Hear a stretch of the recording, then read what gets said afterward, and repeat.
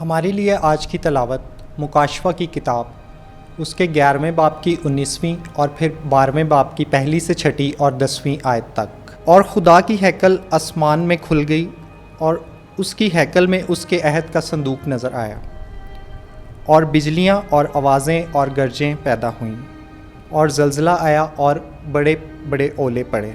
پھر ایک بڑا نشان آسمان پر نظر آیا، یعنی ایک خاتون جو سورج کو اوڑھے ہوئے تھی اور جس کے پاؤں کے نیچے چاند اور سر پر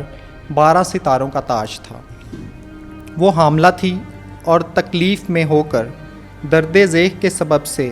چلاتی تھی۔ پھر ایک اور نشان آسمان پر دکھائی دیا، اور دیکھ سرخ رنگ کا ایک بڑا اژدہا جس کے 7 سر اور 10 سینگ تھے اور 7 تاج اس کے سروں پر تھے، اور اس کی دم نے آسمان کے 1/3 ستاروں کو کھینچ کر زمین پر گرا دیا۔ پھر اژدہا اس خاتون کے آگے جس کا بچہ پیدا ہونے کو تھا جا کھڑا ہوا، تاکہ جب بچہ پیدا ہو تو اسے نگل جائے، اور اس کے ہاں نرینہ فرزند ہوا جو لوہے کے عصا سے سب قوموں پر حکومت کرے گا، اور اس کا فرزند خدا اور اس کے تخت کے پاس تک اٹھا لیا گیا، اور وہ خاتون بیابان میں بھاگ گئی جہاں خدا نے اس کے لیے جگہ تیار کی تھی، تاکہ وہاں